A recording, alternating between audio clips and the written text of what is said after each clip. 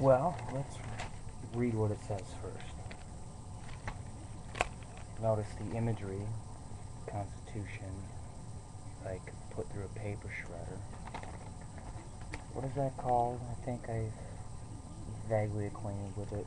Positioning, or putting something sacred to something profane. Rich Stengel's suck job. He's the editor of Time magazine. He's the one that wrote the Does It Still Matter? So, you know, this out of a pile of 20 Time magazines a couple months ago caught my attention. It's something I would want to read. One document, Under Siege. Here are a few things the framers didn't know about World War II, DNA, sexting, aeroplanes, the atom, television, Medicare, collateralized debt obligations, the germ theory of disease, miniskirts. Does it matter? Does it still matter? The internal combustion engine, computers, antibiotics, Lady Gaga. People on the right and left constantly ask what the framers would say about some event that is happening today. What would the framers say about whether the drones over Libya constitute a violation of Article 1, Section 8, which gives Congress the power to declare war? Well, since George Washington didn't even dream that man could fly, much less use global positioning satellite to aim a missile, it's hard to say. Now, see right off the bat, it's hard to say what he would think because he never even dreamt that man could fly or use global positioning satellite to aim a missile. That's why it's hard to say what he would think.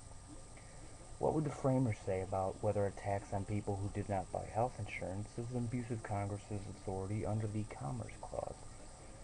Well,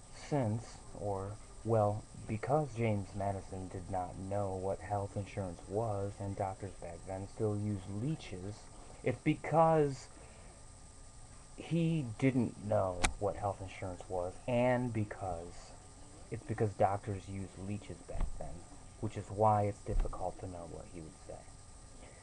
And what would Thomas Jefferson, a man who owned slaves and is believed to have fathered children with at least one of them, think about a half-white, half-black American president born in Hawaii, a state that did not exist? Because Hawaii was just an island, not the 50th state, back when Thomas Jefferson wrote, "We hold these truths to be self-evident, that all men are created equal and endowed by their Creator with certain inalienable rights." Because it's reputed, I heard the dude had definitely some slave descendants. That's why they call it the Brown House. Check it out. Anyhow, it's because Hawaii was just an island and not the 50th state in the Union when Thomas Jefferson wrote all the eloquent, fucking awesome shit, historical shit, that we can't say what he would think of a mixed-race president. This guy is fucking great. How did he get to be the editor of Time magazine? The framers were not gods. Thank you for informing me of that. And were not infallible. Yes, they gave us and the world a blueprint for the protection of democratic freedoms. Freedom of speech, assembly, religion, but they also gave us the idea that a black person was 3/5 of a human being, that women were not allowed to vote, and that South Dakota should have the same number of senators as California. My parentheses here, all of which has been addressed with the appropriate amendments and provisions with regard to that one Senate and House of Representatives deal. So like this guy, for the 10th annual history issue, Time magazine. We the people, does it still matter? In a paper shredder. By Richard Stengel, editor. right off the bat, this is like, are you fucking kidding the shit out of me? This has got to be a suck job paid for by people that are just meant to confuse people. So I'm here to try to unconfuse me, at least, before, I definitely can't escape the lack of confusion that it's 9:59 a.m. and I have to jump in the shower and catch the bus to work, because I stayed up all night. And I don't know how far into this I can get, people, but this is really the kind of stuff that drives you up a wall. Like when you used to call the bus line RTS for the next available bus, and it's like, for the next available bus, press 1. Leaving the city, press 1. Going toward the city, press 2. Please enter the number of the route, followed by the pound key. For the next available bus, press 1. There's a bus coming near Elmwood and Mount Ames, press 1. For the stop by Elmwood and Albacore Avenue, press 2. Now I dare any of you, now. It's like the history of the universe and its jumps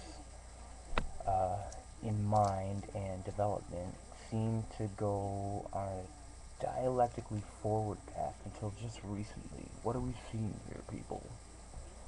I could be wrong, I could be a nut, I could be an astrolope, but I don't know. I mean, we may go over pretty well.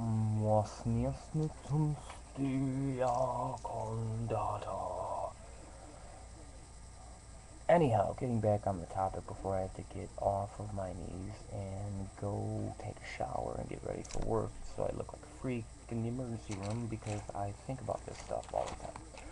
Similarly to how, like, it used to be a simple 2-minute process to call the RTS phone line. Now I defy anybody to call the RTS line now.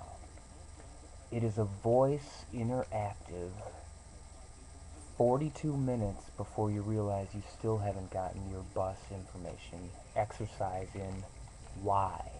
Just like when you go to the dollar store and you buy $1 plus tax can opener, it will make maybe one perforation into the tin of the tuna can, but then will never ever open one single can. What's the point?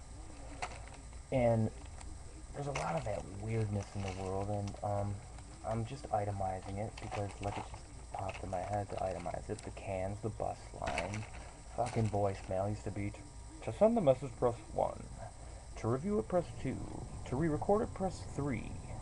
Now it's like, for directions in Spanish while talking to a Rubik's Cube named press pound 09. To go back into the left, press 1. To get the sum of 1 and 1 equals, press 7 dot, followed by the commensurate numbers, which also may or may not, but definitely do spell out the name Dottie West, followed by the pound key. For these directions in Spanish, press Spanish. For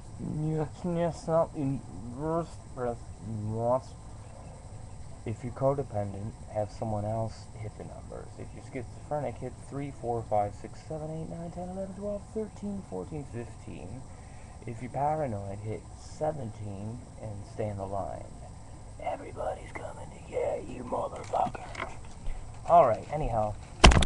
You got the can openers that don't work. What's the point? The bus line thing, and maybe I'll call it someday. And this fucking article, man. Does it still matter? The U.S. Constitution. And so far, everything the fucker said is a suck job.